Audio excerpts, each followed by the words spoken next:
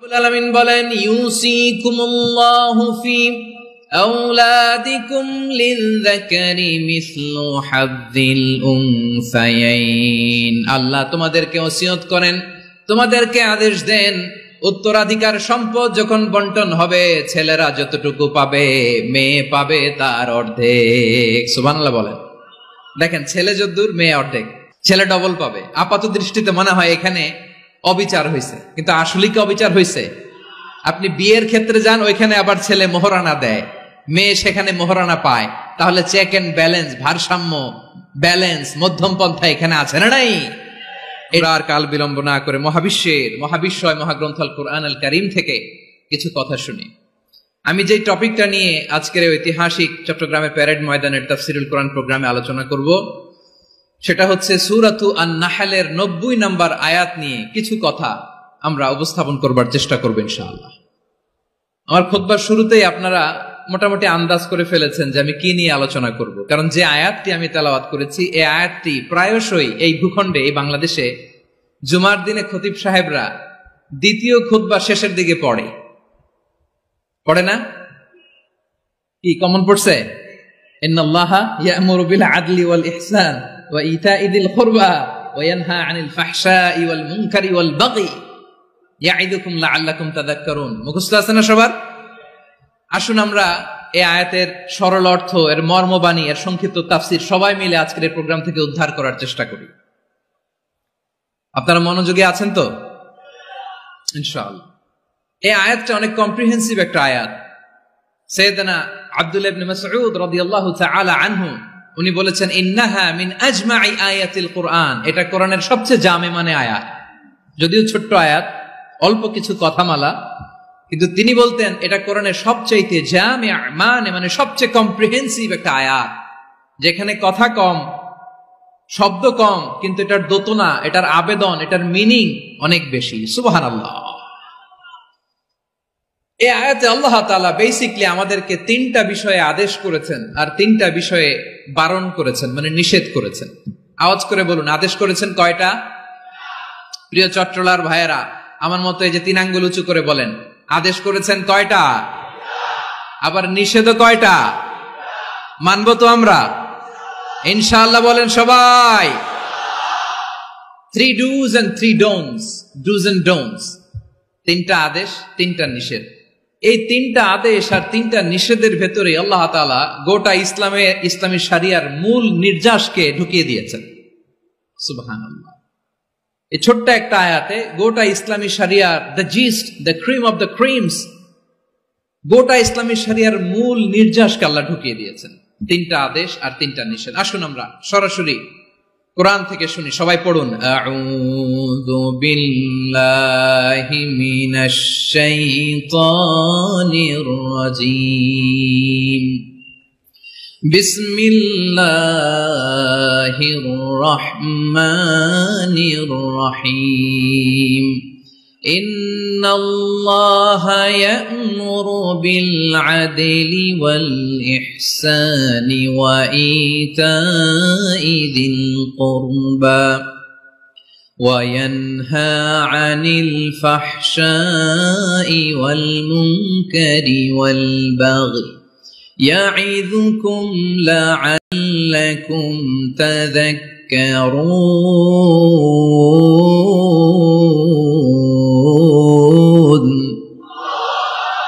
আল্লাহ তাআলা ইরশাদ করছেন, ইন্নাল্লাহা ইয়া'মুরু বিল আদলি ওয়াল ইহসান। নিশ্চয় আল্লাহ তাআলা তোমাদেরকে ন্যায় বিচারের আদেশ দেন, সদাচরণের আদেশ দেন, নিকটাত্মীয়দেরকে দানের আদেশ দেন। আদেশ কয়টা? আওয়াজ করে সবাই বলুন তো কয়টা? নিশ্চয় আল্লাহ তাআলা তোমাদেরকে ন্যায় বিচারের আদেশ দেন, সদাচরণের আদেশ দেন, তিনি তোমাদের নিকটাত্মীয়দেরকে দানের আদেশ দেন, আর তিনি তোমাদেরকে অশ্লীলতা থেকে নিষেধ করেন, মন্দ কাজ থেকে নিষেধ করেন, অবাধ্যতা সীমা লঙ্ঘন থেকে নিষেধ করেন। তিনি তোমাদেরকে উপদেশ দেন যাতে তোমরা শিক্ষা গ্রহণ করো। সুবহানাল্লাহ। উপদেশ দিচ্ছে স্বয়ং কে? 3টা জিনিসের আদেশ। ইয়া'মুরু বিল আদল,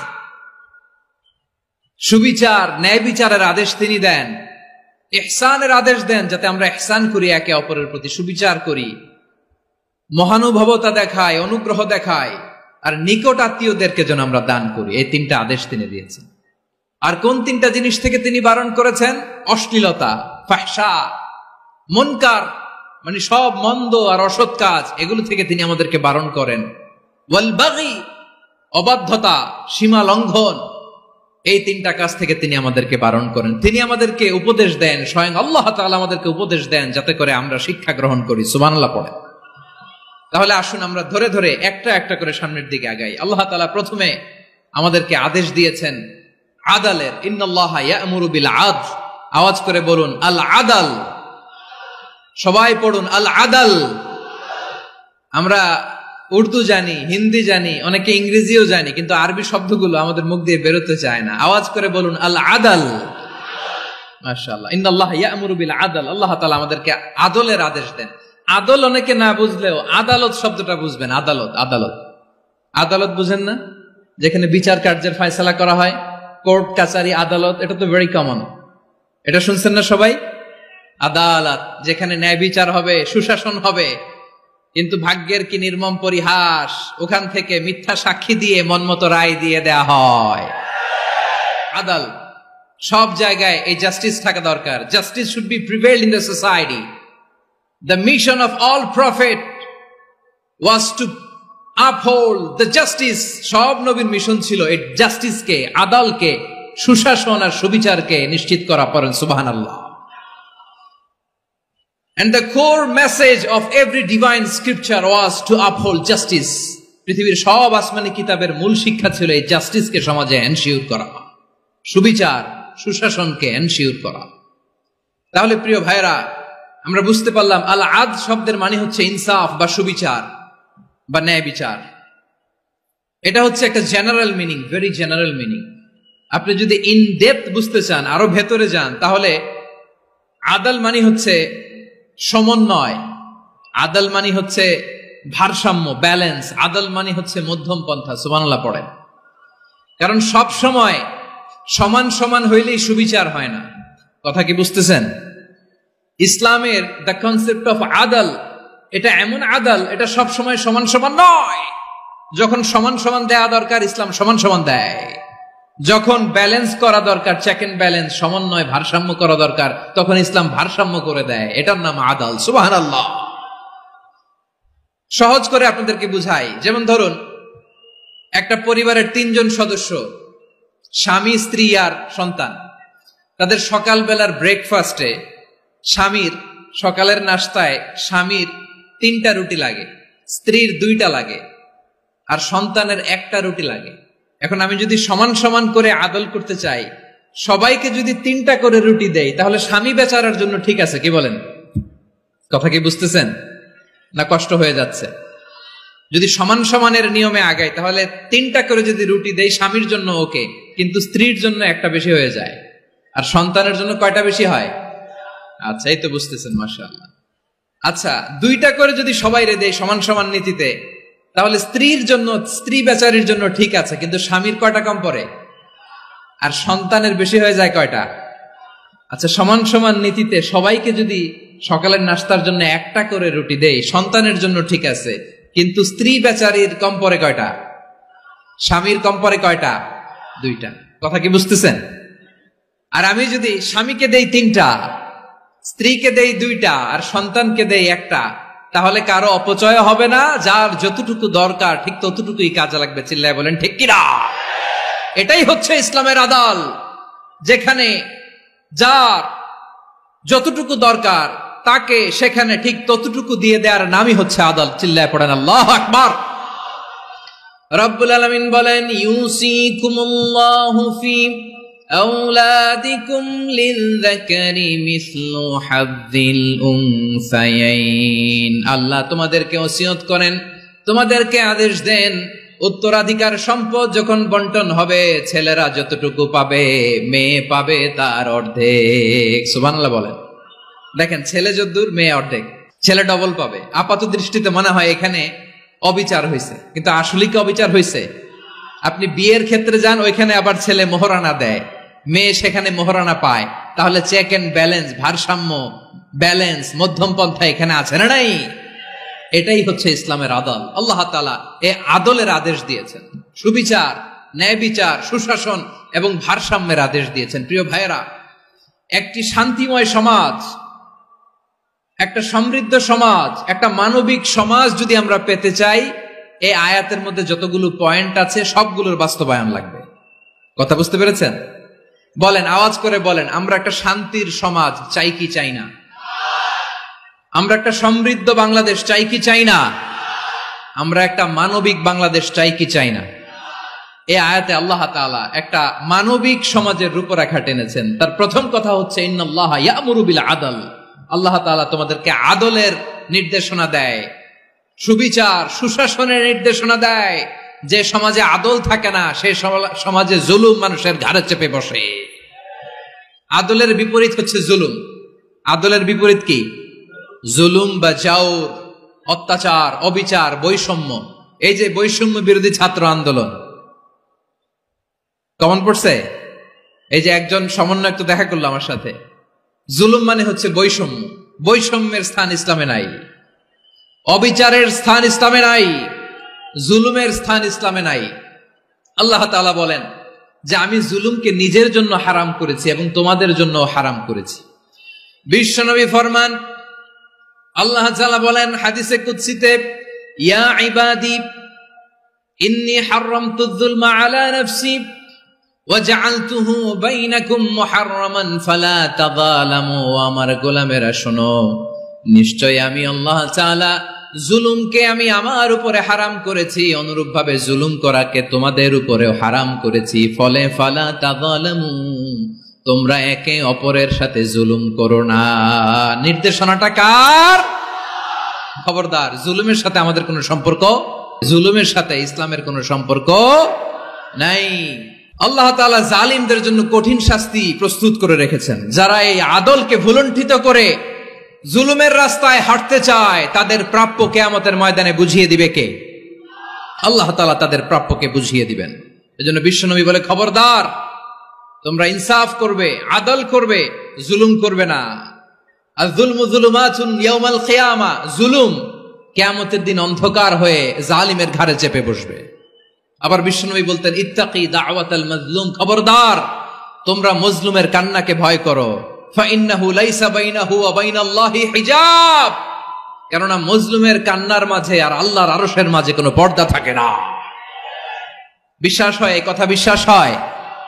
এর জলজ্যান্ত প্রমাণ তো আমরা নিজেরাই দেখলাম। হ্যাঁ, মজলুমের কান্না ফুলে ফেপে মহিরুহ হয়ে, পাহাড়ের মতো হয়ে, বিস্ফোরিত হয়ে জালিমের মসনদকে ছারখার করে দিয়েছে। এর প্রমাণ তো আমরা নিজেরাই তো দেখলাম। বিশ্বনবী বলেছেন, ইত্তাকি দাওয়াতাল মাজলুম ফাইন্না লাইসা বাইনাহু ওয়া বাইনাল্লাহি হিজাব। মাজলুমের কান্নাকে ভয় করো, কারণ মাজলুমের কান্না আর আল্লাহর মাঝে কোনো পর্দা থাকে না। আমরা আর এরকম কোন জুলুম বাংলাদেশে দেখতে চাই না। জোরে বলেন ঠিক কিনা? আর কেউ নতুন করে জালিম হোক আপনারা চান? আবার নতুন করে কেউ ফ্যাসিস্ট হোক আপনারা চান? এক দল আরেক দলকে নিশ্চিহ্ন করার রাজনীতিতে মেতে উঠুক, এটা আপনারা চান? আমরা বাংলাদেশকে আদল দিয়ে সাজাতে চাই। আমরা এই 56,000 বর্গ মাইলের প্রতিটা ইঞ্চি মাটিকে কোরআনের আইন দিয়ে সাজাতে চাই। রাজি আছেন আপনারা? কারা কারা রাজি দেখান হাত তোলে আল্লাহকে।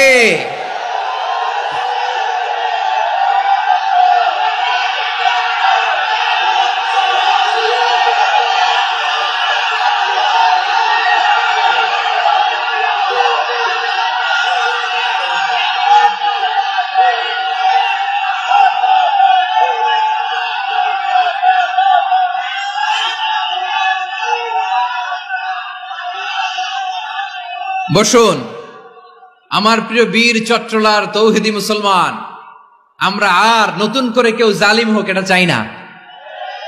নতুন করে আবার কেউ ফ্যাসিস্ট হোক আমরা চাই না। এক দল আরেক দলকে নিশ্চিহ্ন করার রাজনীতি করুক আমরা চাই না। আমরা সুশাসনের বাংলাদেশ চাই। আমরা মানবিক বাংলাদেশ চাই, আমরা একটা সমৃদ্ধ বাংলাদেশ চাই, আমরা বিশ্বের বুকে সম্মান নিয়ে মাথা উঁচু করে দাঁড়াতে চাই, ঠিক কিনা বলেন? আল্লাহ বললেন, এটা যদি তোমরা চাও, একটা সমৃদ্ধ সমাজ যদি বিনির্মাণ করতে চাও, মানবিক সমাজ যদি বিনির্মাণ করতে চাও, আমি তোমাদেরকে সেজন্য প্রথমে আদালতের নির্দেশ দিলাম। ইন্নাল্লাহা ইয়া'মুরু বিল আদল, নিশ্চয় আল্লাহ তাআলা তোমাদেরকে ন্যায় বিচার সুশাসন এটার আদেশ দেন। সুবহানাল্লাহ।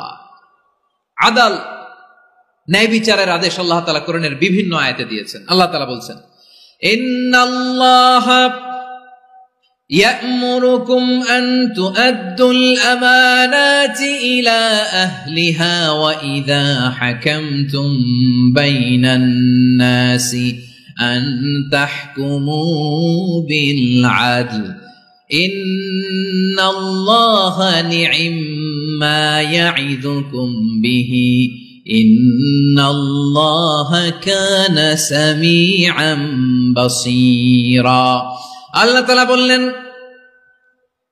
আল্লাহ আদেশ দিচ্ছেন, যে ব্যক্তি আমানতের হকদার তার হাতে তোমরা আমানত পৌঁছে দাও, আর যখন তোমরা বিচার কার্য করবে, বিচার ফয়সালা করবে, আদালতের সাথে করো। সুবহানাল্লাহ বলেন। ওয়া ইযা হাকামতুম বাইনান নাসি আন তাহকুমু বিল আদল, আদালতের সাথে করবা।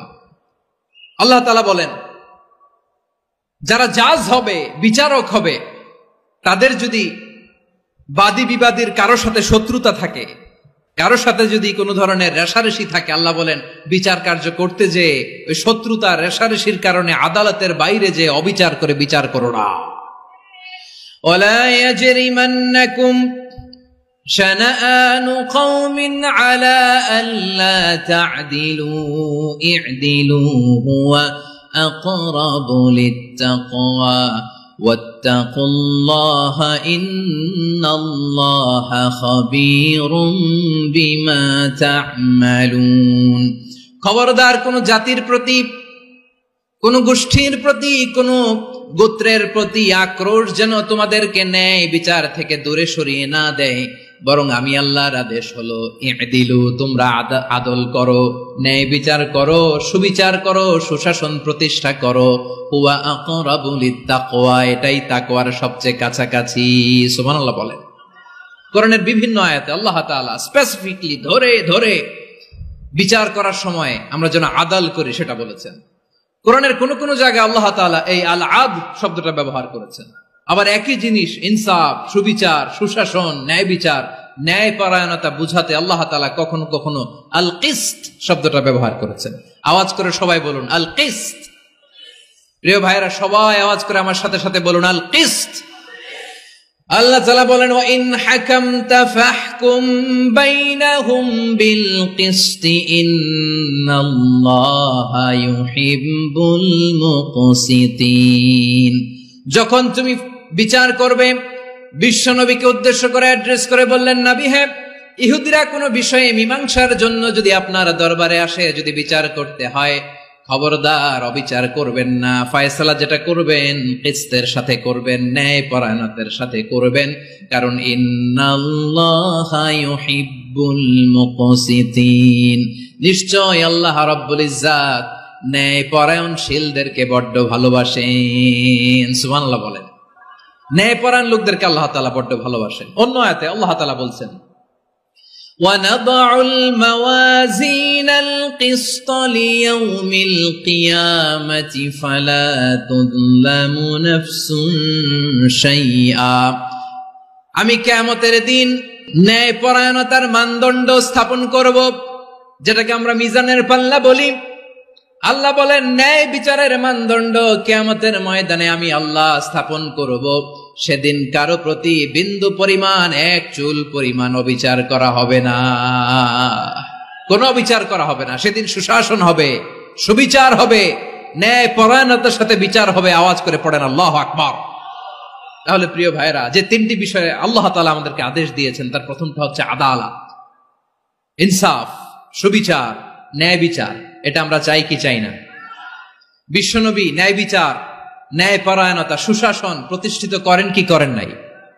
আপনারা বিশ্বনবীর সিরাত যারা পড়েছেন, আপনি দেখবেন বিশ্বনবীর সিরাতের পরতে পরতে বাকে বাকে, সিরাতের বাকে বাকে এই আদালতের নমুনা মেলে। সুবহানাল্লাহ বলেন।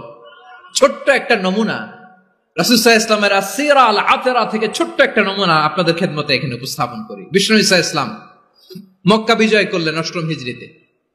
মক্কা বিজয় শেষে তিনি কয়েক সপ্তাহ মক্কাতে অবস্থান করলেন। ইন দ্য মিন টাইম মক্কার একটা ভেরি প্রেস্টিজিয়াস এন্ড ডিগনিফাইড ফ্যামিলির নারী চুরিতে ধরা পড়ল। কিসে ধরা পড়ল?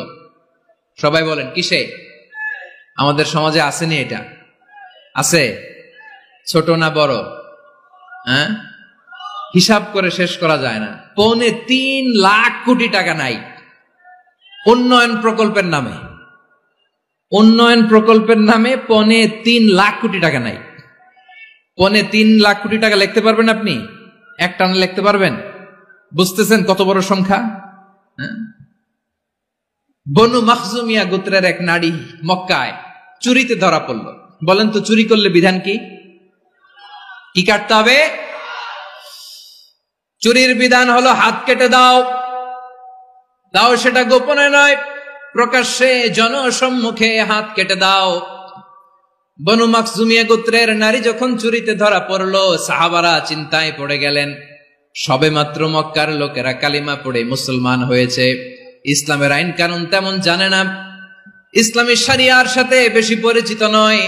এখন যদি বিশ্বনবী চুরির যেই বিধান এটা যদি কায়েম করে হাত যদি কেটে দেয়, না জানি মক্কার লোকেরা আবার বিগড়ে যায়, না জানি মক্কার লোকেরা আবার মুরতাদ হয়ে যায়, না জানি মক্কার লোকেরা ইসলাম থেকে দূরে সরে যায়।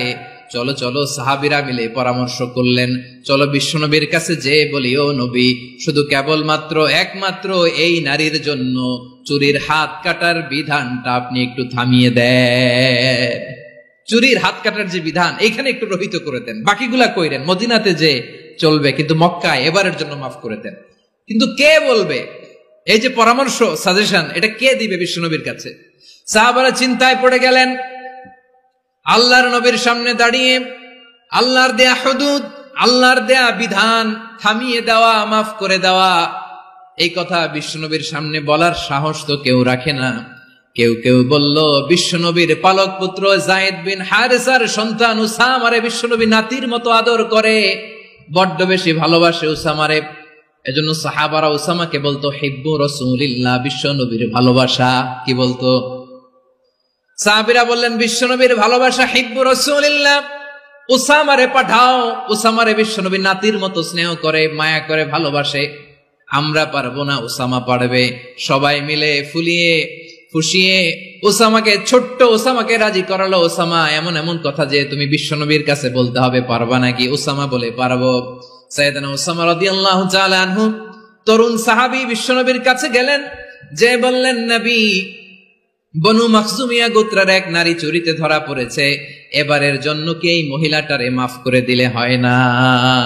এবারের জন্য একটু ক্ষমা করা যায় না নবী? বিশ্বনবী বলেন, আতাশফাউ ফি হাদ্দিম মিন হুদুদিল্লাহ, তোমার এত বড় সাহস উসামা, তুমি আল্লাহর হাত, আল্লাহর দেয়া বিধান, এটার ব্যাপারে সুপারিশ করতে এসেছো? তোমরা কি জানো তোমাদের আগে যত কওম, যত গোত্র, যত জনপদ ধ্বংস হয়েছে তার কারণ ছিল তাদের মধ্যে গরিবরা অন্যায় করলে তারা বিচার করত, আর ধনীরা অন্যায় করলে তারা মাফ করে দিত। খবরদার! ওয়া আইমুল্লাহ লাউ আন্না ফাতিমাতা বিনতি মুহাম্মাদিন সারাকাত লাকাতা মুহাম্মাদুন ইয়াদাহা। বিশ্বনবী বললেন, ওরে উসামা, বনু মাখজুমিয়ার ওই প্রেস্টিজিয়াস এন্ড ডিগনিফাইড ফ্যামিলির মেয়ে তো দূর কি বাত, অনেক দূরের কথা। জেনে রেখো উসামা, আমার কলিজার টুকরা, নয়নের পুটুলি ফাতেমাও যদি মক্কার জমিনে আজকে এই চুরির দায়ে ধরা পড়তো, আমি বিশ্বনবী মুহাম্মাদুর রাসূলুল্লাহ ধরে ফাতেমার ডান হাতটা কেটে দিতে এক বিলম্ব দেরি করতাম না। ইন্নাল্লাহা ইয়া'মুরু বিল আদল, আমাদেরকে জাস্টিস শিখায় পশ্চিমারা, আমাদেরকে ইনসাফ শিখায়, আমাদেরকে সুশাসন শিখায়। আর ইনসাফ, সুশাসন, ন্যায় বিচার, সুবিচার, জাস্টিস কারে বলে বিশ্বনবীর বায়োগ্রাফি থেকে জেনে নাও। শয়তান, খুদ শয়তান এই রাস্তা দিয়ে আসলে শয়তান অন্য রাস্তা দিয়ে হাঁটতো। ওমরে ফারুক রাদিয়াল্লাহু তাআলা আনহুর জীবনে যদি দেখেন, তাহলে সেখানে আপনি আদালতের, ইনসাফের, সুশাসনের, জাস্টিসের নমুনা দেখতে পাবেন। কয়টা শুনবেন? সাইয়েদনা ওমরে ফারুকের রাদিয়াল্লাহু তাআলা আনহুর সন্তান আব্দুর রহমান মিশরে মদ খেয়ে মদ্যপ অবস্থায় ধরা পড়েছে। মদ খাওয়ার কারণে, মদ যদি কেউ পান করে আর যদি প্রমাণিত হয়, তার বিচার হলো 80 বেত। আওয়াজ করে বলেন কয় বেত? বাংলাদেশেও তো এই আইন আছে নাকি? বাংলাদেশে আছে? হ্যাঁ, মদ খাইলে 80 বেত, এই আইন বাংলাদেশে চালু হোক। আমরা চাই কি চাই না? চাই সবাই। এজন্যই তো ইসলাম ভাল লাগে না। ইসলামকে ভাল লাগে না। ইসলামকে আউট করে রাখতে পারলেই তো এরকম বড় বড় বোতল খাওয়া যায়। একেবারে সহজ, পানির মতো সহজ হিসাব, একেবারে সহজ। ওমরে ফারুক রাদিয়াল্লাহু তাআলা আনহুর ছেলে ভুল করে মদ পান করে ফেলেছিলেন। আব্দুর রহমান, ঘটনা ঘটেছে মিশরে। মিশরের গভর্নর তখন আমর ইবনুল আস রাদিয়াল্লাহু তাআলা আনহু। আব্দুর রহমানের ভাই যে গভর্নরকে বলল, গভর্নর যদি একটু দয়া করেন, খলিফার ছেলে আমার ভাই আব্দুর রহমান মদ্যপ অবস্থায় ধরা পড়েছে, জনসম্মুখে যদি আপনি বেত্রাঘাত করেন আমাদের প্রেস্টিজ থাকে না, যদি 80 বেত আপনি মারেন আমার কোনো কথা নাই, কিন্তু ঘরের ভেতরে মারেন। আব্দুর রহমানের ভাইয়ের সুপারিশ শুনে সাইয়েদনা আমর ইবনুল আস রাদিয়াল্লাহু তাআলা আনহু রাজি হয়ে গেলেন। ঘরের ভেতরে লোকচক্ষুর আড়ালে 80 বেত তিনি মানলেন। কিন্তু ঘটনাক্রমে এই কথা লুকিয়ে লুকিয়ে ঘরের ভেতরে 80 বেত মারার কথা সাইয়েদনা ওমর ফারুক মদিনা থেকে জানতে পারলেন। মদিনা থেকে তিনি ফরমান জারি করলেন, এই বিচার যেমনটি আমর ইবনুল আস আদায় করেছে, এটা প্রকৃতপক্ষে আদায় হয় নাই। আসো সবাই মদিনায় আসো, আমর ইবনুল আস মদিনায় আসো, আব্দুর রহমানও আসো, সবাই আসো, জনসম্মুখে এই বিচার কার্যকর করতে হবে। সাইয়েদনা ওমর ফারুক মসজিদে নববীর পিলারের মধ্যে নিজের ছেলেকে বাঁধলেন, আবার জনসম্মুখে 80টা বেত তার গায়ের মধ্যে মারলেন। মাজমুয়ে ফাতাওয়া ইবনে তাইমিয়া রাহিমাহুল্লাহ উনি এটা নকল করেছেন। এটা সবচেয়ে বিশুদ্ধ মত। আরো অনেক মত আছে, মারা গেছে কবরের উপর, ওগুলো বাদে দিলাম। কেমন খলিফা ছিলেন, কেমন খলিফা! পশ্চিমারা তোমরা জাস্টিস আমাদেরকে শেখাও, ইনসাফ কারে বলে, সুশাসন আমাদেরকে তোমরা শিখাও। ওমরে ফারুক রাদিয়াল্লাহু তাআলা আনহু ওই বিচারকে তিনি ধর্তব্য মনে করেন নাই। মদিনাতে এনে আবার জনসম্মুখে আবার 80 বেত মেরেছেন। মিশরে ওমরে ফারুক রাদিয়াল্লাহু তাআলা আনহু আমর ইবনুল আসকে গভর্নর করে পাঠালেন। সেখানে আমর ইবনুল আসের ছেলে একটা প্রতিযোগিতায় রানার আপ হয়েছে। এক মিশরি সেখানে চ্যাম্পিয়ন হয়েছে। রানার আপ বুঝতে পেরেছেন তো? রানার আপ সেকেন্ড হয়েছে, এক মিশরি হয়েছে চ্যাম্পিয়ন প্রথম। কিন্তু গভর্নরের ছেলে ও জিততে পারে নাই। ও রাগে ওই মিশরির গায়ের মধ্যে কয়েকটা লাঠি দিয়ে বাড়ি মেরেছে। মিশরি যে মদিনাতে ওমরে ফারুকের কাছে বিচার দিলেন, আপনার গভর্নরের ছেলে অন্যায়ভাবে আমার গায়ে হাত তুলেছে। সাইয়েদনা ওমরে ফারুক আবার ফরমান জারি করলেন, আসো মদিনাতে আসো। মিশরীকে ডাকলেন। ওই মিশরের গভর্নর আমর ইবনুল আস রাদিয়াল্লাহু তাআলা আনহুকে ডাকলেন, তার ছেলেকেও ডাকলেন। সবাই বসে রইল। আমর ইবনুল আস রাদিয়াল্লাহু তাআলা আনহু মাথা নিচু করে বসে আছেন, লজ্জায় কাচুমাচু। হায় হায়, আজকে আমার ছেলের কারণে আমিরুল মুমিনিন খলিফাতুল মুসলিমিন ওমরে ফারুকের কাছে আমি জনসম্মুখে লজ্জিত হচ্ছি। সাইয়েদনা ওমরে ফারুক বললেন, এই নাও লাঠি, গভর্নরের ছেলে তোমার মাথার মধ্যে যতগুলো বাড়ি মেরেছে, আজকে জনসম্মুখে তুমি অতগুলা বাড়ি মারো। আপনার মহানুভবতা দেখে আমি খুশি, আর অপমানের দরকার নাই। ওমরে ফারুক বলে, না খবরদার, এই কথা মিশরি তুমি বলো না, মারো, যতগুলা বাড়ি মেরেছে মারো। বাধ্য হয়ে মিশরি আমর ইবনুল আসের সামনে ওনার কলিজার টুকরা সন্তানের মাথার মধ্যে বাড়ি মারতে আরম্ভ করলেন। ঠিক যতগুলা বাড়ি গভর্নরের ছেলে আমর ইবনুল আসের ছেলে মিশরীর গায়ে মেরেছিল, মাথায় মেরেছিল, মিশরী গুনে গুনে ততটা মারলেন। এই দৃশ্য দেখে ওমরে ফারুক রেগে মেগে আগুন, রাগের চোটে রাগ সামলাতে না পেরে, আর নিজেকে সামলাতে না পেরে মিশরীরে বললেন, ছেলেরে মারা শেষ হয়ে গেলে এবার বাবার টাক মাথার মধ্যে কয়েকটা বাড়ি মার, রাগের চোটে, আউট অফ অ্যাঙ্গার, রাগের চোটে, যে আমার পাঠানো গভর্নর আমর ইবনুল আস তার ছেলেকে কেন আদব তারবিয়া কেন শিক্ষা দিতে পারে না। ছেলেরে মারা হইলে এবার আমর ইবনুল আসের মাথার মধ্যে দুইটা মারো, এটা রাগে বলেছেন, এটা শাস্তি হিসেবে না। সুবহানাল্লাহ পড়ে।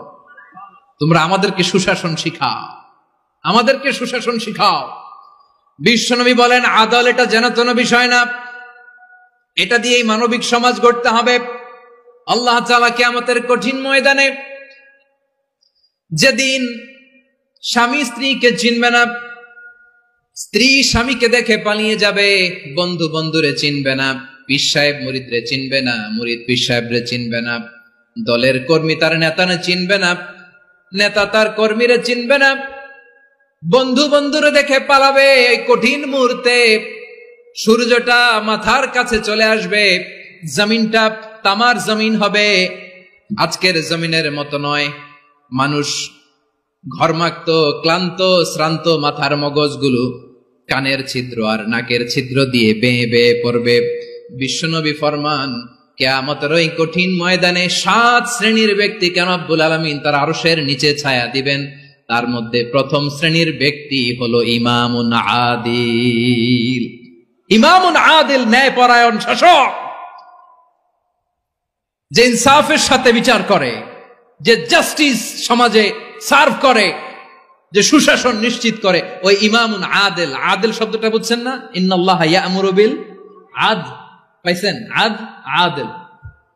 7 শ্রেণীর ব্যক্তিকে আল্লাহ তাআলা সুশীতল আরশের নিচে ছায়া দিবেন, যেদিন তার দেয়া ছায়া ছাড়া কোনো ছায়া থাকবে না। এর প্রথম হচ্ছে ইমামুন আদিল, ন্যায়পরায়ণ শাসক। চিল্লায় বলেন সুবহানাল্লাহ।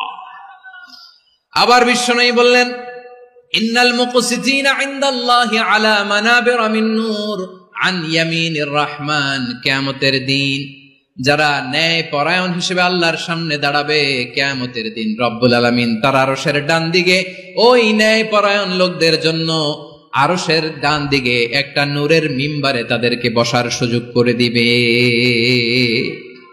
আল্লাহর আরশের ডান দিকে ন্যায়পরায়ণ লোকদের জন্য আল্লাহ তাআলা নূরের মিম্বার বানাবে। 4টে কেন কথা মনে করেছেন? আল আদাল, জাস্টিস। ইন্নাল্লাহা ইয়া'মুরু বিল আদল। আল্লাহ তাআলা এই আদালতের নির্দেশনা দেয়, সুবিচার, সুশাসন। প্রিয় ভাইয়েরা, এটা আমরা বাংলাদেশে চাই কি চাই না? এই যে অরাজকতা, এই যে অন্যায়, এই যে জুলুম, এই যে ইনকনসিস্টেন্সি সমাজের অসঙ্গতি, এর প্রধান কারণ জাস্টিস নাই, সুবিচার নাই, সুশাসন নাই। শেষবারের মতো আওয়াজ করে বলেন তো, আমরা বাংলাদেশে আদল চাই কি চাই না? তাহলে প্রথম নির্দেশনা শেষ। আল্লাহ তাআলা তোমাদেরকে আদলের আদেশ দেন। এরপরে আল্লাহ বললেন আমি তোমাদেরকে ইহসানের আদেশ দেই। ইন্নাল্লাহা ইয়া'মুরু বিল আদলি ওয়াল ইহসান। আমি তোমাদেরকে যেমনি আদলের নির্দেশনা দেই, তেমনি ভাবে তোমাদেরকে ইহসানের নির্দেশনা দেই। ইহসান, আওয়াজ করে সবাই বলেন তো ইহসান। সবাই বলেননি, সবাই বললে এতটুকু আওয়াজ হবে আমি বিশ্বাস করি না। আওয়াজ করে বলুন আল ইহসান। ইহসান মানে কারো প্রতি সফট হার্টেড হওয়া, মহানুভব হওয়া, অনুগ্রহ পরায়ণ হওয়া, অনুগ্রহশীল হওয়া, একে অপরের প্রতি দয়াদ্র হওয়া। একে অপরের প্রতি দয়াদ্র, অনুগ্রহশীল হওয়া ছাড়া মানবিক সমাজ কশিনকালেও গঠন করা সম্ভব না।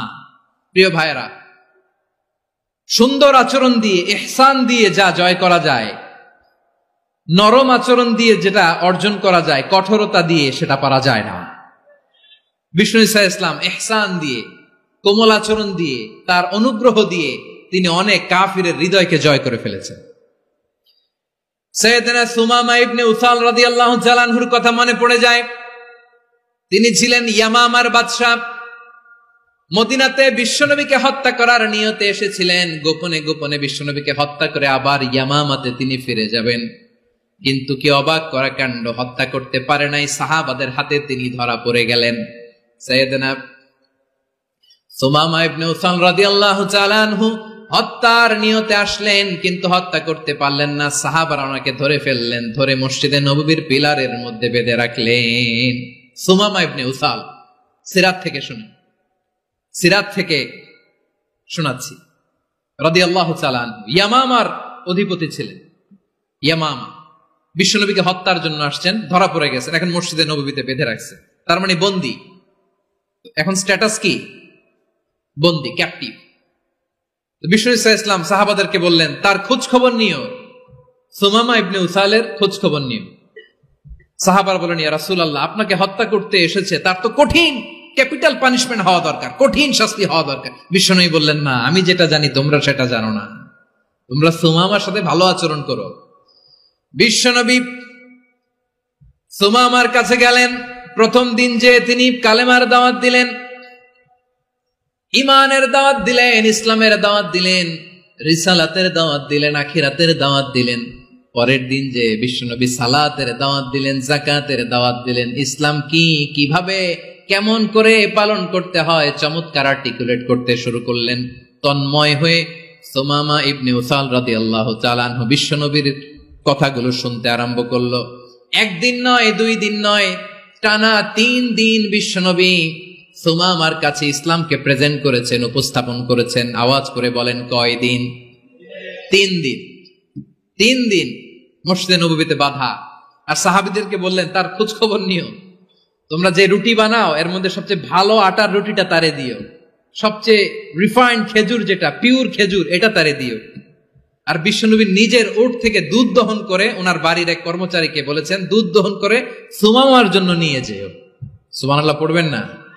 সবাই তো অবাক, ইয়ামামা থেকে আসছে নবীকে হত্যা করতে, বিশ্বনবী দেখে তারে জামাই আদর করে, তাকে মজার মজার খাবার দিও, দুধ দিও, আদর আপ্যায়ন করো।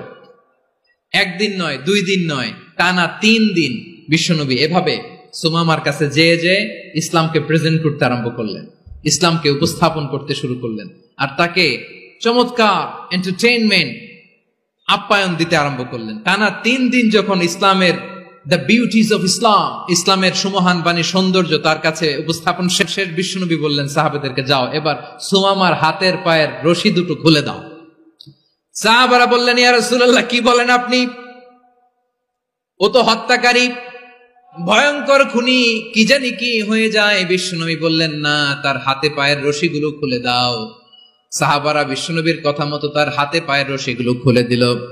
সুমামা মুহূর্তের মধ্যে মসজিদে নববী থেকে বের হয়ে ইয়ামামায় ফিরে না যে মসজিদে নববীর পাশে একটা খেজুর বাগান ছিল সেখানে চলে গেলেন। সেখানে একটা ছোট্ট কুয়া ছিল, কুয়ার পানি দিয়ে তিনি গোসল করলেন। সুবহানাল্লাহ পড়েন। কুয়ার পানি দিয়ে গোসল করে মসজিদে নববীর সামনে এসে বিশ্বনবী এবং সাহাবাদের সামনে দাঁড়িয়ে সাব্বাবা উঁচু করে বললেন, আশহাদু আল্লা ইলাহা ইল্লাল্লাহ ওয়া আশহাদু আন্না মুহাম্মাদান আবদুহু ওয়া রাসূলুহু। আল্লাহু আকবার। আমি সাক্ষ্য দিচ্ছি আল্লাহ ছাড়া কোনো ইলাহ নাই, আর মুহাম্মদ আল্লাহ তাআলার প্রেরিত বান্দা এবং রাসূল। প্রিয় ভাইয়েরা, ইহসান দিয়ে যা জয় করা যায়, কঠোরতা দিয়ে সেটা কঠিনকালেও জয় করা যায় না। আওয়াজ করে বলেন ঠিক কি না? এবার সুমামা দাঁড়িয়ে বলে, ওগো নবী, আমি তো কালিমা পড়ে মুসলমান হয়ে গেলাম, এবার শোনেন, এই মুহূর্তের আগে আপনার চেহারার চাইতে নিকৃষ্ট কোনো চেহারা আমার কাছে ছিল না, কিন্তু শাহাদা পাঠ করার পরে আপনার চেহারার চাইতে উত্তম শ্রেষ্ঠ কোনো চেহারা আমার কাছে আর নাই। ও নবী, আজকের দিনের আগে ইসলাম ধর্মের চেয়ে নিকৃষ্ট অপছন্দনীয় কোনো ধর্ম আমার কাছে ছিল না, কিন্তু এই মুহূর্ত থেকে ইসলামের চেয়ে সেরা শ্রেষ্ঠ পছন্দনীয় কোনো ধর্ম আমার কাছে নাই। নবী গো, আজকের দিনের আগে মদিনার চাইতে অপছন্দনীয় নিকৃষ্ট কোনো শহর আমার কাছে ছিল না, কিন্তু এই মুহূর্তের পর থেকে মদিনার চাইতে কোনো শ্রেষ্ঠ শহর আমার জানা নাই। সে ছিল গমের বড় ডিলার, গম বেচতো। কি বেচতো? তার গম কিনে মক্কার লোকেরা রুটি খাইতো। সে ঘোষণা দিল, আজকে থেকে মক্কাবাসীদের জন্য সব গম আমি হারাম করে দিলাম, মক্কাবাসী এখন না খেয়ে মরে। সুবহানাল্লাহ পড়বেন না? মক্কাবাসী বিশ্বনবীর কাছে আসলেন, এসে বললেন, মুহাম্মদ, আমরা তো তোমার ভাই, তোমার চাচা, তোমার ভাতিজা, তোমার আত্মীয়, তুমি সুমামারে বলো সে যেন আবার গমের সাপ্লাই মক্কার জন্য অনুমতি দিয়ে দেয়। বিশ্বনবীর অনুমতি ক্রমে সুমামা আবার মক্কাতে গম পাঠাতে শুরু করলো। পড়েন সুবহানাল্লাহ।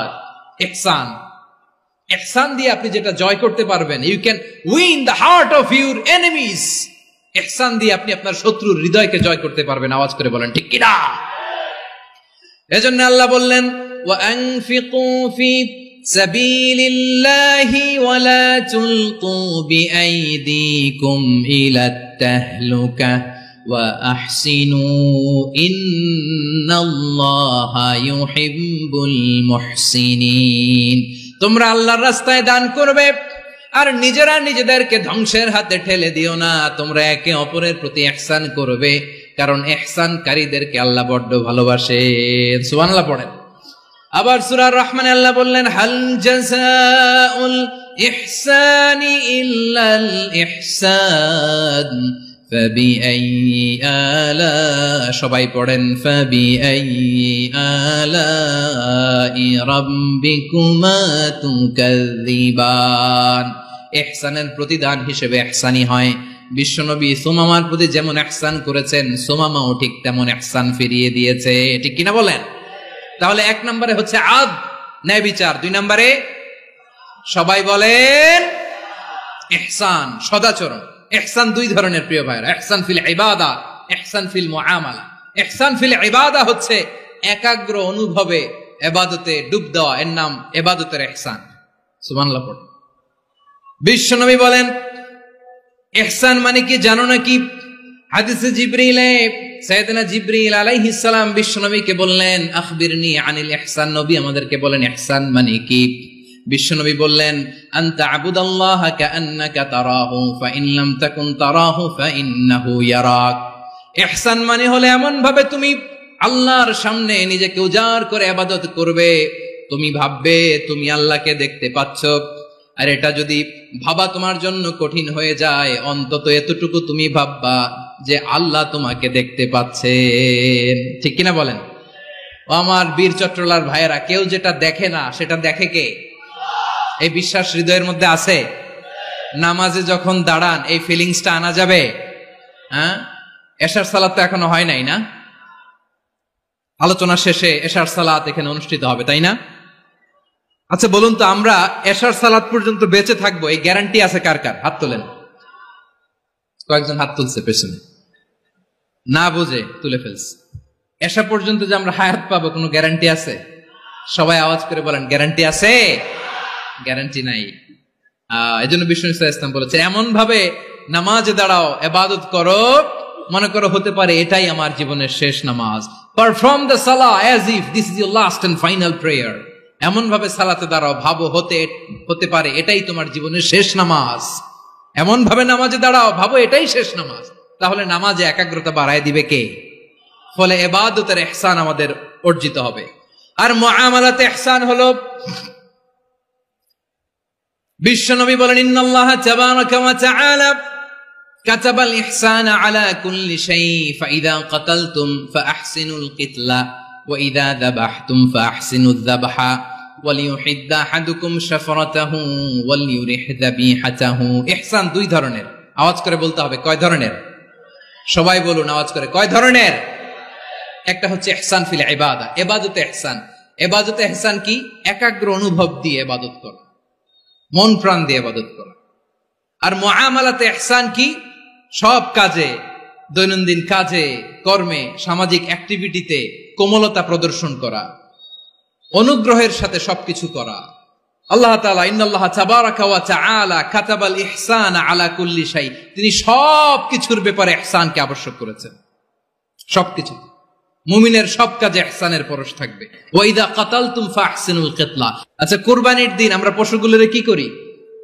বলেন সবাই আওয়াজ করে, জবাই। জবাই মানে তো এটার মেরেই ফেলতেছি, একটু পরে তো টুকরো টুকরো করে গোশতগুলো খাবো, এটা তো খাবো, এটা তো মেরেই ফেলবে। বিষ্ণু বলে না, জবাইয়ের মধ্যেও মুমিনের জবের ভেতরেও ইহসানের পরশ থাকা চাই। যখন জবাই করবে প্রাণীটাকে হাত পা টাইট করে বেঁধে নাও, ছুরিটাকে শার্পেন করে নাও, ধারালো করে নাও, যাতে অল্প সময়ে জবাইটা হয়ে যায়, প্রাণীটা যাতে কম কষ্ট পায়। সুবহানাল্লাহ পড়ে। দিস ইজ কল্ড ইহসান। ইহসান আল্লাহ তাআলা যেমনি আদলের আদেশ করেছেন, ন্যায় বিচার, জাস্টিস এনশিওর করতে বলেছেন, সমাজে ইহসানের ব্যবহার, ইহসানের অনুশীলন তিনি করতে বলেছেন। এজন্য মুমিনের প্রতিটি কাজে, আমার চট্টগ্রামের ভাইয়েরা আমার দিকে তাকান, খেয়াল করে শুনুন, মুমিন জীবনের প্রতিটি কাজে ইহসানের পরশ থাকা চাই। আমরা যেন আমাদের পরিবারের প্রতি ইহসান করি, আমরা যেন আমাদের কর্মচারীদের প্রতি ইহসান করি, আমরা যেন আমাদের কলিগদের প্রতি ইহসান করি, আমরা যেন আমাদের ভাইদের প্রতি ইহসান করি। মুমিন জীবনের প্রতি কাজে ইহসানের পরশ থাকার দরকার আছে না নাই? কথা বুঝতে পেরেছেন? তাহলে আল্লাহ তাআলার 3টা আদেশ ছিল, কয়টা গেল? ভুলে গেছে চট্টগ্রাম। 3টা আদেশের মধ্যে কয়টা বললাম? প্রথমে কি ছিল? আদল। 2 নম্বরে 3 নম্বরে রব্বুল আলামিন বললেন ওয়া ইতাইদিল কুরবা, নিকটাত্মীয়দেরকে দান করো। নিকট আত্মীয়দেরকে দাও, যারা তোমাদের ব্লাড কানেকশনের আত্মীয় তাদেরকে তোমরা দাও। এখানে জেনারেলি বললেন দাও, কি দিব সেটা তিনি এখানে বলেন নাই, সেটা তিনি সূরাতুল ইসরার মধ্যে বলেছেন। আল্লাহ বলেন ওয়া আতিদাল কুরবা হাক্কা, নিকট আত্মীয়দেরকে তাদের অধিকার, তাদের প্রাপ্য তোমরা বুঝিয়ে দাও। দেখেন, একটা শান্তির সমাজ, একটা সমৃদ্ধ সমাজ, একটা মানবিক সমাজ গঠনের জন্য আল্লাহ তাআলা বেশি না, মাত্র 3টা অর্ডার, 3টা ভার্ডিক্ট তিনি জারি করেছেন। 1 নাম্বার সুশাসন, ন্যায় বিচার। 2 নাম্বার ইহসান। 3 নাম্বার নিকটাত্মীয়, যারা কাছে, তোমার ভেরি ক্লোজ রিলেশনশিপে আছে, তাদেরকে দাও। দাও, দিলে বাড়িয়ে দেয় কে? অনেকে দিতে চায় না, কৃপণতা করে। দিলে বাড়ায় দেয় কে? ও মিয়া, মদিনার মধ্যে সবচাইতে গরিব সাহাবী ছিল বেলাল রাদিয়াল্লাহু তাআলা আনহু। ওনার এন্টায়ার অ্যাসেট, সম্পদের পরিমাণ কতদূর জানেন? একটা লুঙ্গি। বেলাল রাদিয়াল্লাহু তাআলা আনহু, ওনার টোটাল ওয়েলথের এস্টিমেশন হচ্ছে মাত্র একটা লুঙ্গি। একটা লুঙ্গি, টোটাল ওয়েলথ এস্টিমেশন, টোটাল সম্পদের পরিমাণ বেলাল রাদিয়াল্লাহু তাআলা আনহুর কি ছিল? কথা বোঝে নাই বোধহয়। কি ছিল? ওই বেলাল রাদিয়াল্লাহু তাআলা আনহুকে বিষ্ণু ইসলাম বলেছেন আনফিক ইয়া বেলাল, ও বেলাল তুমিও দাও। ওয়ালা তাখশা মিন যিল আরশি ইখলালা, আরশের অধিপতির তো কোনো ঘাটতি নাই, তুমি দিলে ওই আল্লাহ তোমারে বাড়ায় দিবে। এজন্য আমার প্রিয় ভাইয়েরা, দিলে কমে না, দিলে বাড়ে। অনেকে ধরে রাখে, নতুন কিছু নিতে পারে না, হাত দিয়ে যেটা ধরে রেখেছেন এটা দিয়ে দেন, বড় একটা ধরার সুযোগ পাবেন। জোরে বলেন ঠিক কিনা? ধরেন 5 কেজি ওজনের একটা ধরে রাখছেন, এখন 10, এটা না ছাড়লে 10 কেজি ধরতে পারবেন আপনি? আচ্ছা, 10 কেজির জিনিস একটা আছে হাতে, ওইটা যদি ছেড়ে দেন তাহলে না 15 কেজি ধরতে পারবেন? আপনি অন্যের অধিকার নষ্ট করেছেন, তাদের রাইটস কে ভায়োলেট করেছেন। এজন্য আল্লাহ তাআলা বলেন, কারো অধিকার যদি কেউ নষ্ট করে, ওই সমাজটা মানবিক সমাজ কঠিনকালেও হতে পারে না। এজন্য 3 নম্বর আল্লাহ বললেন ওয়া ইতাইদিল কুরবা, নিকটাত্মীয়দেরকে দাও। কি দিবা? তাদের অধিকার দিয়ে দাও। বোনের অধিকার বুঝিয়ে দাও, মেয়ের অধিকার বুঝিয়ে দাও, ফুফুর অধিকার বুঝিয়ে দাও। দেখবেন অনেক মায়েরা ছেলের পাতে মুরগির রান দেয়, মেয়ের পাতে দেয় মুরগির ঠ্যাং। এরকম আছে না নাই? ছেলেরা কি দেয়? মুরগির। মেয়ের পাতে কি দেয়? তো মেয়ের কি মুরগির রান খেতে মনে চায় না? মনে চায় না? এমনটা করা যাবে না। নিকটাত্মীয়দেরকে অধিকার দিয়ে দাও, নিকটাত্মীয়ের সাথে সুসম্পর্ক রাখো। আদেশটা কার? এজন্য প্রিয় ভাইয়েরা, জীবনে যদি বারাকা অর্জন করতে চান, নিকটাত্মীয়দের সাথে সুসম্পর্ক রাখতে হবে, তাদের জন্য উপহার পাঠাতে হবে। বিশ্বনবী বলেন লা ইয়াদখুলুল জান্নাতা কাতে, যে ব্যক্তি আত্মীয়তার সম্পর্ককে ছিন্ন করে দেয়, সে কঠিনকালেও আল্লাহর জান্নাতে ঢুকবে না। আপনি কি এটারে সহজ হাদিস মনে করছেন? এটা সহজ কথা? আপনি ভাবছেন আপনার নামাজ আপনারে বাঁচাতে পারবে, আপনার রোজা বাঁচাতে পারবে, আপনার তাহাজ্জুদ আপনারে বাঁচাতে পারবে? অধিকার নষ্ট করলে কিছুই আপনারে বাঁচাতে পারবে না। এজন্য নিকট আত্মীয়দেরকে দিতে হবে বেশি বেশি। বিশ্বনবী বলেন ইন্না সাদাকাতা আলাল মিসকিনি সাদাকা ওয়া আলা যির রাহিমি ইসনাতান সাদাকাতুন ওয়া সিলা। মিসকিনরে দান করলে শুধু দানের সওয়াব হয়, নিকট আত্মীয়কে দান করলে 2টার সওয়াব হয়, সাদাকার সওয়াব হয়, আবার আত্মীয়তার বন্ধন অটুট রাখার সওয়াব হয়ে যায়। আবার বিশ্বনবী বললেন মান সাররাহু আইয়ুবসাতা লাহু ফি রিজকিহি ওয়া ইউনসালাহু ফি আসারিহি ফালইয়াসিল রাহিমা। যে ব্যক্তি তার রিজিকের প্রশস্ততা চায় আর হায়াতে বরকত চায়, সে যেন তার আত্মীয়ের সাথে সুসম্পর্ক রাখে।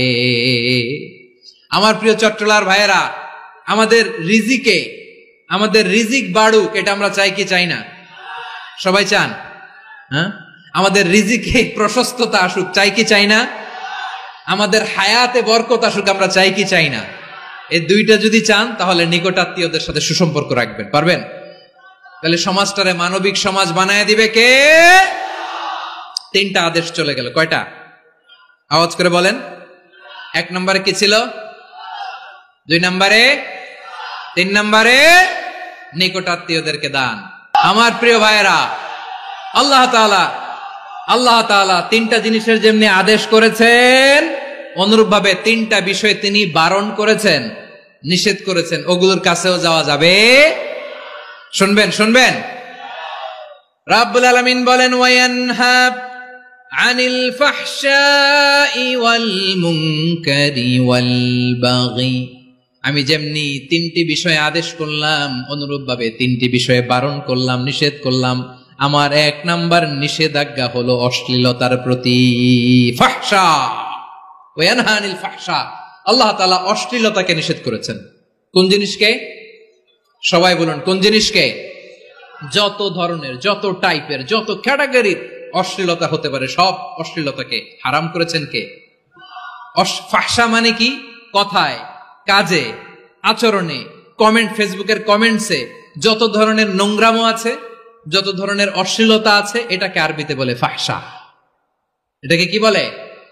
রাব্বুল আলামিন বলেন, কুল ইন্নামা হাররামা রাব্বিয়াল ফাওয়াহিশা মা যাহারা মিনহা ওয়া মা বাতান। ও নবী, আপনি বলে দেন, আমার রব প্রকাশ্য, অপ্রকাশ্য, স্পষ্ট কিংবা অস্পষ্ট, দৃশ্যমান কিংবা অদৃশ্যমান সব অশ্লীলতাকে হারাম করেছেন। সব ধরনের অশ্লীলতা হারাম, সব ধরনের। আল্লাহ তাআলা আমাদেরকে অশ্লীলতা থেকে বাঁচায়, অশ্লীলতা থেকে তিনি আমাদেরকে হেফাজত করুক। পড়েন আমিন। এবার বলেন, আমাদের সমাজে অশ্লীলতা আছে না নাই? চট্টগ্রামে নাই? ওদের চরিত্রের হেফাজতের গ্যারান্টি কে দিবে? কনসার্টের নামে অশ্লীলতা আছে না নাই? ছেলে মেয়ে একে অপরকে জড়ায় ধরতেছে, একে অপরকে চুমো খাচ্ছে, প্রকাশ্যে, দিবালোকে, গণমানুষের সামনে।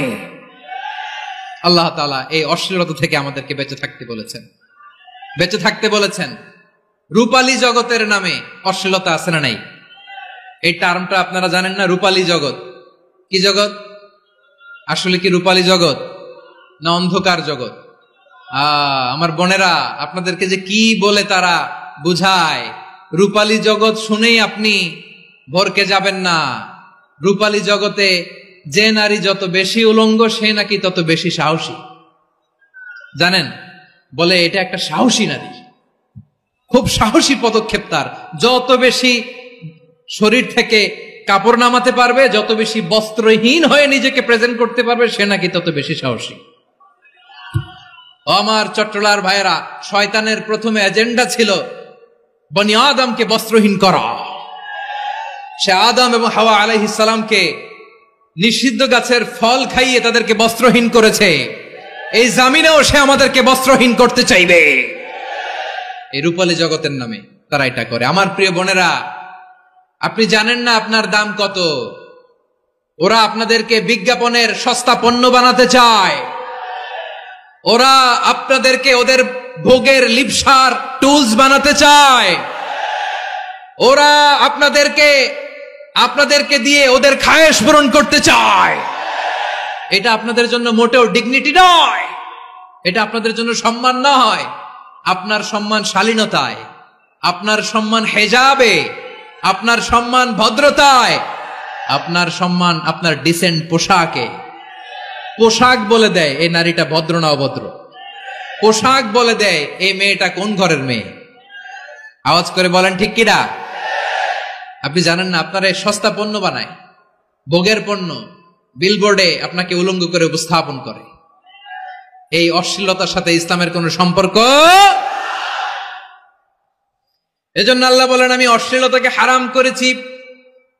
অশ্লীলতাকে হারাম করার প্রথম কারণ হলো এর মাধ্যমে মানবতাকে অপমানিত করা হয়।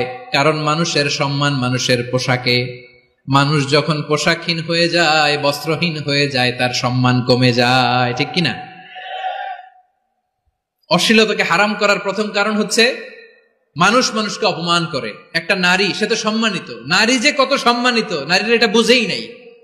বিশ্বনবী বলেন আর দুনিয়া কুল্লুহা মাতা ওয়া খায়রু মাতা'আদ দুনিয়া আল মারআতুস সালিহা। আমার বোনেরা, 5টা প্যান্ডেলে আপনারা এলইডিতে আমার আলোচনা শুনছেন, আমি জানি। আপনাদের এই গর্ভ যে কত দামি আপনি জানেন না। আপনার পেট থেকেই আসবে আগামী দিনের সালাহুদ্দিন আল আইয়ুবী, আপনার পেট থেকেই আসবে অনাগত দিনের ইমাম মাহদী আল মুনতাযর, আপনার পেট থেকেই আসবে অনাগত দিনের ফয়সাল, ওয়াসিম, মুগ্ধ, আবু সাইদের মতো বীর যোদ্ধা।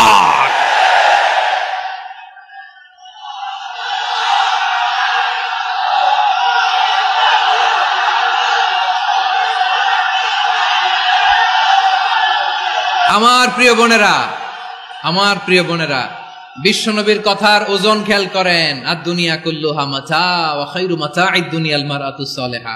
দুনিয়ার সবকিছুই অ্যাসেট, এর মধ্যে সবচেয়ে দামি অ্যাসেট নেককার নারী। আপনার গর্ভ যে কত দামি আপনি জানেন না। নিজের সময়টাকে কাজে লাগান, কোরআন পড়েন, সুন্নাহ পড়েন। আপনার অনেক দায়িত্ব ঘরে। You are the MD of your family. একটা family it's a very big institution. পরিবার একটা অনেক বড় প্রতিষ্ঠান। and you are the MD of your institution. আপনি এই পরিবারের MD, managing director of your family. এখানে আপনার কত দায়িত্ব। আপনি ছেলে মেয়েদেরকে তারবিয়া করবেন, আপনি আপনার স্বামীর জন্য ঘরটার জান্নাতের নীর বানাবেন, আপনার জন্য জান্নাতের ডুপ্লেক্স বাড়ি ওইখানে তৈরি করে রাখবে কে? আপনি যে কত দামি আপনি জানেন না। নারীদেরকে আল্লাহ বানিয়েছেন উচ্চতর করে, নিম্নতর নয়। নারীদেরকে ছোট্ট জিনিস দিলে এটার বড় করে দেয়। নারীদেরকে ভ্রূণ দিলে, শুক্রাণু দিলে নারী এটারে বাচ্চা হিসেবে উপহার দেয়, ঠিক কিনা? বিয়ের মাধ্যমে স্বামী যখন তার শুক্রাণু তার স্ত্রীকে উপহার দেয়, স্ত্রী রিটার্নে কি উপহার দেয়? ফুল ফর্ম বেবি, মানব সন্তান। দেখছেন, আপনি দিলেন একটু, উনি দিছে বিশাল। আপনি যদি নারীকে বাজার এনে দেন, নারী এটাকে সুস্বাদু খাবারে রূপান্তর করে দেয়। আপনি তাকে একটা মুচকি হাসি দিয়ে দেন, সে তার কলিজা দিয়ে দেয়। কিন্তু যদি আপনি তার মনে কষ্ট দেন, সে আপনার জীবনকে জাহান্নাম বানায়া দেয়। খবর আছে, নারীর মন বুঝতে পারলে নেয়ামত, বুঝতে না পারলে কিয়ামত, ঠিক কিনা বলেন? আমার প্রিয় বোনেরা, আপনি যে কত দামি আপনি জানেন না। জানেন না আপনি কত দামি, অনেক দামি আপনি। আপনাদেরকে যেন ভোগের সস্তা পণ্য বানাতে না পারে, আপনাদেরকে সচেতন থাকতে হবে, সজাগ থাকতে হবে, কনসার্ন থাকতে হবে। শয়তানের ওই হাতছানির দিকে আর নজর দেওয়া যাবে না। তাহলে কেন আল্লাহ তাআলা এই ফাহশা, অশ্লীলতাকে হারাম করলেন? 1 নাম্বার, এতে হিউম্যান ডিগনিটি কমে। 2 নাম্বার, এতে মানুষের অধিকার নষ্ট হয়। আপনি বিয়ে করেছেন, এরে পরকিয়া করেন, ওর সাথে এরকম আছে না নাই?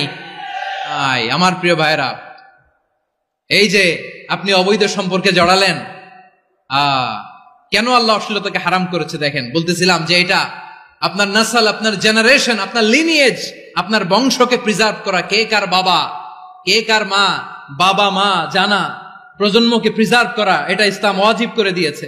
এই যে অবৈধ সম্পর্কের কারণে, বিশ্ব বেহায়া দিবসের কারণে, এগুলোর আউটপুট হিসেবে মাঝে মাঝে ঢাকা মেডিকেলের ডাস্টবিনে নবজাতকের বাচ্চার কান্নার আওয়াজ শুনতে পাওয়া যায়।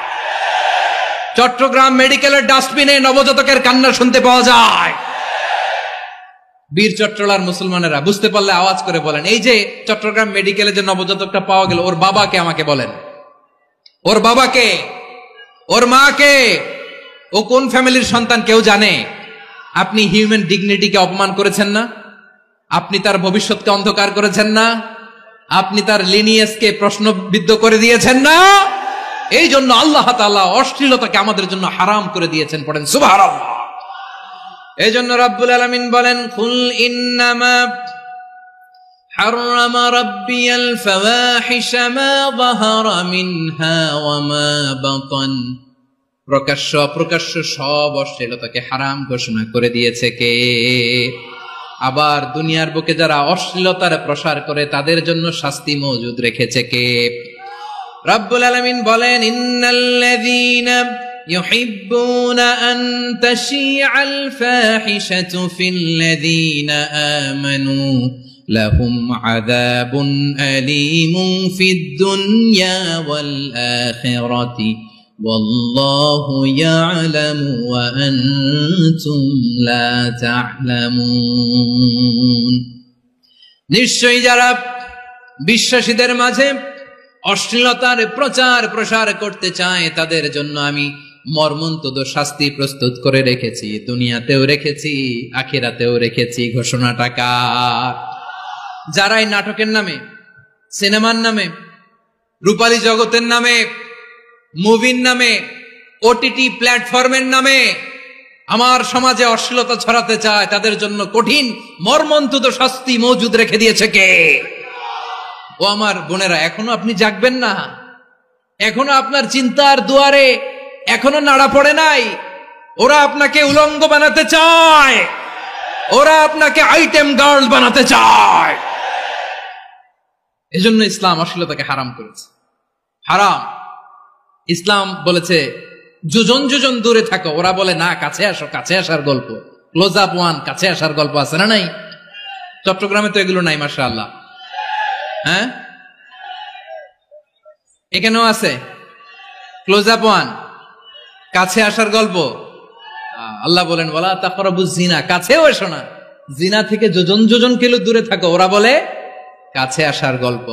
আমার বীর চট্টলার ভাইয়েরা, কাছে আসতে হলে আমরা কোরআনের কাছে আসব, কাছে আসতে হলে নবীর কাছে আসব, কাছে আসার গল্প হবে আমার রবের কাছে আসার গল্প। চিল্লায় বলো ঠিক কিনা? আওয়াজ করে বলুন, অশ্লীলতার সাথে আমাদের কোনো সম্পর্ক? আমরা এই সমস্ত ক্লোজ আপ ওয়ান, কাছে আসার গল্পের প্রোগ্রামে যাব? আমরা কোন ধরনের অশ্লীল কন্টেন্ট সোশ্যাল মিডিয়ায়, টিভিতে দেখব? দেখতে পুরুষ, আসলেই পুরুষ, সুস্থ একজন পুরুষ, 4 সন্তানের বাবা, বলে আমি মনে মনে নারী। দেখতে নারী, সুস্থ নারী, আসলেই সে দিব্যি একজন নারী, বলে আমি মনে মনে পুরুষ। সুস্থ পুরুষ তার বায়োলজিক্যাল গ্রোথকে হরমোন দিয়ে স্টপ করে দিয়ে সে সার্জারি করে নারী হতে চায়। সুস্থ নারী পুরুষ হতে চায়। পুরুষ পুরুষের প্রতি সেক্সুয়ালি আকর্ষণ বোধ করে। এটা লূত আলাইহিস সালামের কওমের মধ্যে ছিল। এটাকে আল্লাহ কোরআনে ফাহিশা বলেছেন। ওয়ালুতান ইয قال لقومه أتأتون الفاحشة ما سبقكم بها من أحد من العالمين। লূত আলাইহিস সালাম বললেন, তোমরা কি এমন এক অশ্লীল কার্যক্রমে ডুব দিলে নাকি যেটা গোটা বিশ্বের কেউ কখনো করে নাই, তোমরাই প্রথম করেছো। পড়েন নাউযুবিল্লাহ। এই পশ্চিমের এই রোগ আমার দেশে যেন আসতে না পারে, আমাদের সজাগ থাকতে হবে। প্রিয় ভাইরা, চিল্লায় বলেন ঠিক কিনা? পশ্চিমের অবস্থা ভয়ঙ্কর। পাশ্চাত্যে, আমি যুক্তরাষ্ট্রে ছিলাম অনেকদিন, কয়েক মাস, বিভিন্ন স্টেটে ঘুরেছি। গার্ডিয়ানরা উদ্বিগ্ন, ছেলে মেয়েদেরকে, ছোট্ট ছেলে মেয়ে, ওদেরকে জিজ্ঞেস করে তুমি how do you feel right now inside yourself, তুমি ভিতরে ভিতরে কেমন ফিল করো, তোমার কি ছেলে ছেলে লাগে না মেয়ে মেয়ে লাগে? আচ্ছা বলেন, এই ছোট্ট বাচ্চাটা ওকে এগুলো জেন্ডার অ্যাসাইনমেন্ট বলতে এগুলো কিছু বুঝে? এইভাবে মিসগাইড করা হচ্ছে। কৌতূহল বশত ছোট্ট ছেলে যদি বলে আমার তো মেয়ে মেয়ে লাগে, তখন বলে যে না তুমি মেয়ে, ছেলে না। মা বাবা বাধা দিলে ওকে আলাদা গভর্নমেন্ট হাউসে নিয়ে যায়। ভয়ঙ্করতম অবস্থা।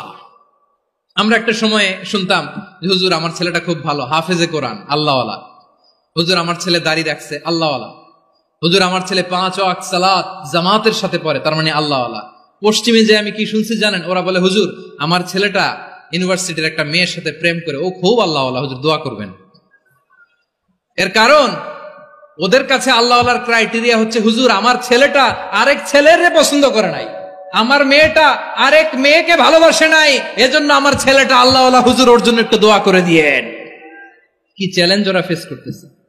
ওনার ছেলে যে আরেক ছেলেরে বিয়ে করবে না, এটাতেই উনি খুশি যে আলহামদুলিল্লাহ আমার ছেলেটা একটা মেয়েরে ভালোবাসে, আমার মেয়েটা একটা ছেলেরে ভালোবাসে, মানে এটা খুব আল্লাহওয়ালা। নাউজুবিল্লাহ পড়তে পারলেন না? এজন্য অশ্লীলতার সাথে আমাদের কোনো সম্পর্ক। রব্বুল আলামিন বলেন ওয়ায়ানহা আনিল ফাহশাই ওয়াল মুনকারি ওয়াল বাগি, 3টা জিনিসকে আমি নিষিদ্ধ করলাম। 1 নাম্বার হলো ফাহশা, অশ্লীলতা। 2 নম্বরে হলো মুনকার, সমস্ত মন্দ কাজ।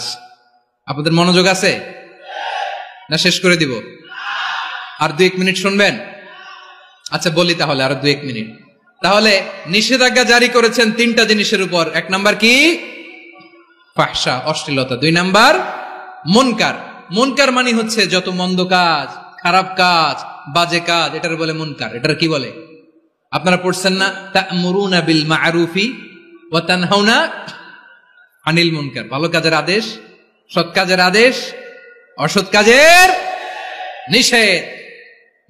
আওয়াজ করে বলুন, মুনকার, অসৎ কাজ প্রতিরোধের দায়িত্ব কার? রাব্বুল আলামিন বলেন, কুনতুম খায়রা উম্মাতিন উখরিজাত লিন-নাসি তা'মুরুনা বিল মা'রুফি ওয়া তানহাউনা আনিল মুনকার। তোমাদেরকে শ্রেষ্ঠ জাতি করে জমিনের মধ্যে আবির্ভূত করা হয়েছে, যাতে করে তোমরা জমিনের ভেতরে সৎ কাজের আদেশ করতে পারো আর অসৎ কাজের নিষেধ করতে পারো। উম্মাহ কুনতুম খায়রা, তাহলে গোটা উম্মার দায়িত্ব, এটা বুঝতে পারছেন তো? আচ্ছা, আরো নিচে আসেন। এরপরে আল্লাহ বললেন, শুধু উম্মাহ না, এই জমিনের রাজত্ব আমি যাদের হাতে দেই, এই জমিনের মালিক আমি যাদেরকে বানিয়ে দেই, যাদেরকে আমি সরকারের দায়িত্ব দেই, তাদেরকেও মুনকার প্রতিরোধের দায়িত্ব দিয়েছে কে? আল্লাহ বলেন, যারা ক্ষমতার মসনদে বসেছে তাদেরকে 4 দফা কর্মসূচি আমি আল্লাহ দিলাম। আওয়াজ করে বলেন, কয় দফা? আল্লাহ বলেন, আল্লাযীনা ইম্মাক্কান্নাহুম ফিল আরদি আকামুস সালাতা ওয়া আতাউয যাকাতা ওয়া আমারু বিল মা'রুফি ওয়া নাহাউ আনিল মুনকার ওয়ালিল্লাহি আকিবাতুল উমুর। যারা এই জমিনের উত্তরাধিকার হয়েছে তারা 4 দফা কর্মসূচি নিয়ে সামনে আগাবা। সালাত কায়েম করবা, যাকাত আদায় করবা, সৎ কাজের আদেশ দিবা, অসৎ কাজ থেকে মুনকার প্রতিরোধ করবা। আদেশটা কার? আমার প্রিয় চট্টলার ভাইরা, পুরো উম্মার দায়িত্ব মুনকার প্রতিরোধ করা, সরকার প্রধানের দায়িত্ব মুনকার প্রতিরোধ করা। এরপর আল্লাহ বলেন, প্রতিটা ফ্যামিলির যিনি প্রধান, সিইও, বাবা, প্রত্যেক বাবারও দায়িত্ব এই মুনকার প্রতিরোধ করা। আওয়াজ করে বলেন ঠিক কিনা? যেমনটি সাইয়েদনা লুকমান আলাইহিস সালাম ওনার কলিজার টুকরা সন্তানকে আদেশ করেছেন, ইয়া বুনাইয়া আকিমিস সালাতা ওয়া'মুর বিল মা'রুফি ওয়ানহা আনিল মুনকার। পড়েন সুবহানাল্লাহ। বাবা ছেলেকে সবক দিচ্ছে। কে সবক দিচ্ছে? কাকে? লুকমান আলাইহিস সালাম ছেলেকে বলতেছে, ওরে আমার কলিজার টুকরা সন্তান, ওরে আমার বাছা, নামাজ কায়েম করবা, সৎ কাজের আদেশ দিবা, আর মুনকার প্রতিরোধ করবা, অসৎ কাজ, সমাজ থেকে খারাপ কাজকে ঝেঁটে বিদায় করে দিবা। তাহলে দেখেন, আমি স্টেপ বাই স্টেপ নামলাম। পুরা উম্মার দায়িত্ব, জমিনের উত্তরাধিকারী আল্লাহ যাদেরকে বানিয়েছেন সরকার, তাদের দায়িত্ব, প্রতিটি ফ্যামিলির প্রধানের দায়িত্ব। এরপরে বিশ্বনবী বলেন, সচেতন প্রতিটি মুসলিমের দায়িত্ব সমাজ থেকে মুনকারকে উৎখাত করা। বিশ্বনবী বলেছেন, মান রাআ মিনকুম মুনকারান ফালিয়ুগাইয়িরহু বিয়াদিহি ফাইন লাম ইস্তাতি ফাবিলিসানিহি ওয়া ইন লাম ইস্তাতি ফাবিকলবিহি ওয়া যালিকা আযআফুল ঈমান। সমাজে যে মুনকার দেখবে, খারাপ কাজ দেখবে, সে যেন হাত দিয়ে সেটাকে থামায়। কি দিয়ে? আপনাদের তো হাত নাই না? হাত আছে, হাত আছে। ওরা যেই হাত দিয়ে অন্যায় করে ওইটা প্রতিরোধের জন্য আমাদেরও হাত আছে না নাই? আমার প্রিয় ভাইয়েরা, ওরা ওদের যেই হাত দিয়ে টেন্ডারবাজি করে, চাঁদাবাজি করে, ইফটিজিং করে, দখলবাজি করে, যেই হাত দিয়ে, ওই মুনকার থামায় দেওয়ার জন্য আল্লাহর দেয়া আমাদেরও 2টি হাত আছে না নাই? আমাদেরও হাত আছে। থামাইতে হবে, থামাইতে হবে, হিম্মত করতে হবে। আমার প্রিয় ভাইয়েরা, না থামালে আমরাই ডুববো শেষমেশ। আমাদের বাঁচার জন্য হইলেও থামাইতে হবে। রব্বুল আলামিন বলেন, ওয়াত্তাকু ফিতনাতাল লা তুসিবান্নাল্লাযীনা যালামু মিনকুম খাসসা। ও আমার গোলামেরা, ওই আযাবকে ভয় করো যে আযাব যখন আমি জমিনের বুকে পাঠাই, শুধু জালেমদেরকেই মারি না, আলেমদেরকেও মারি। আযাব যখন আসে তখন শুধু জালিমই মরে না, আলেমও মরে। জানেন, মুসা আলাইহিস সালামের পায়ে একবার একটা লাল পোকা কামড় দিয়েছে, লাল পিঁপড়া। লাল পিঁপড়া কামড় দিলে খুব আরাম লাগে না? কি লাগে? হ্যাঁ, জলে না? লাল একটা পিঁপড়া কামড় দিছে, তো উনি রেগে মেগে পাশি দেখে লাল পিঁপড়ার বাসা, পা দিয়ে ডলে মুছে সবগুলো পিঁপড়া মেরে ফেলছে। এই ঘটনাটা আল্লাহ ঘটিয়েছেন এজন্য মুসা আলাইহিস সালাম ছিলেন কালিমুল্লাহ, সরাসরি আল্লাহর সাথে কথা বলতেন। তিনি আল্লাহকে জিজ্ঞেস করেছিলেন, আল্লাহ তুমি যখন কোন জনপদে আযাব পাঠাও, শাস্তি দাও, ওখানকার শুধু জালেমরাই তো মরে না, ভালো মানুষগুলাও মরে, তো আযাব দিবা মুশরিকদের উপর দিবা, অবাধ্যদের উপর দিবা, ভালো মানুষগুলারে মারো কেন? আল্লাহ বললেন, মুসা তোমার যে কামড় দিছিল পায়ের মধ্যে পিঁপড়া, কয়টা পিঁপড়া? জোরে বলেন। একটা পিঁপড়া, তো সবগুলারে মারলা কেন? রেগে মেগে পুরো পিঁপড়ার বাসা ভেঙে মেসাকার করলা কেন? এই মুসা, আমি যখন অ্যাকশনে যাই, আমি যখন শাস্তি দেই, তখন এত বাস বিচার করা হয় না, বাস বিচার করা যায় না। যখন অ্যাকশনে যাওয়া হয়, ওইটা ডাইরেক্ট অ্যাকশন হয়ে যায়। চিল্লায় বলো ঠিক কি না? এজন্য আমাদের বাঁচার জন্য হলেও এই পাপ থামাতে হবে, এই শয়তানের অট্টহাসি থামাতে হবে, অন্যায় অপরাধ সমাজ থেকে আমাদের থামাতে হবে। কারণ আযাব আসলে ওরাও মরবে, আমরাও মরব। একটা জাহাজ 2 তলা, আপনি আছেন 2য় তলায়, শুনতেছেন? শুনতেছেন? জাহাজ কয় তলা? আপনি কোন তলায়? 2য় তলায়। নিচের তলার কিছু লোক জাহাজের তলা ছিদ্র করতে আরম্ভ করছে। কি ছিদ্র করতেছে? আচ্ছা, জাহাজের তলা ছিদ্র করলে তলা দিয়ে কি ঢুকে? এখন আপনি যদি বলেন আমার কি, আমি তো 2 তলায়, আমার কি, আমি তো সেফ, আমি ইন দ্য সেফ জোন, আমি তো ভালো আছি, আমি তো ভালো আছি, ওরা ছিদ্র করে ওরা মরবে। আসলে কি শুধু ওরা মরবে, নাকি তলা ফুটো হলে ভিতরে পানি ঢুকলে আপনারও সলিল সমাধি হবে? তলা দিয়ে যখন পানি ঢুকবে, জাহাজ ঢুকলে আপনিও মরবেন। এজন্য নিজে মরার আগে ওই পাগলগুলোর নিচতলায় যে থামাতে হবে। চিল্লায় বলেন ঠিক কি না? এজন্য আল্লাহ বললেন, মুনকার প্রতিরোধের দায়িত্ব সমাজের টপ টু বটম সবার। পুরো উম্মার দায়িত্ব, সরকার প্রধানের দায়িত্ব, প্রতিটি ফ্যামিলির প্রধান বাবার দায়িত্ব, বিশ্বনবী বললেন প্রতিটি সচেতন মুসলিমের দায়িত্ব। এটা বলে গেছেন। নিষিদ্ধ করেছেন কয়টা জিনিস? 1 নম্বরে অশ্লীলতা, 2 নম্বরে মুনকার তথা সব মন্দ কাজ, 3 নম্বরে আল বাগি, সীমা লঙ্ঘন, ক্রসিং দ্য লিমিট। সীমা লঙ্ঘন করা ভালো না। We all should know our limits. চিল্লায় বলেন ঠিক কিনা? একই আয়াতে আল্লাহ বললেন, কুল ইন্নামা হাররামা রাব্বিয়াল ফাওয়াহিশা মা যাহারা মিনহা ওয়া মা বাতানা ওয়াল ইসমা ওয়াল বাগিয়া বিগাইরিল হক। অন্যায় ভাবে যে অবাধ্য হয়, যে সীমা লঙ্ঘন করে, তাদেরকেও আমি এটা হারাম করে দিলাম। সীমা লঙ্ঘন করা হারাম, সীমা লঙ্ঘন করা হারাম। আল্লাহ বারবার বারবার আমাদেরকে ওয়ার্নিং দেয়। যখন আমরা থামি না, তখন আল্লাহ ধরে, আর যখন ধরে তখন ছাড়ে না। ধরে ধরে ধরে না, ধরলে আল্লাহ। ফেরাউনকে কিন্তু হুট করে ধরে নাই, আপনারা জানেন 9 বার ওয়ার্নিং দিয়েছে। ফেরাউনকে আল্লাহ তাআলা ওয়ার্নিং দিয়েছিল কয়বার? বীর চট্টলার বীর সেনানীরা আওয়াজ করে বলেন, ফেরাউনকে ধরার আগে ওয়ার্নিং দেয়া হয়েছিল কয়টা? রব্বুল আলামিন বলেন, ওয়ালাকাদ আতাইনা মূসা 9 আয়াতিন বাইয়িনাত, 9টা মুআজিজা দেখিয়েছি।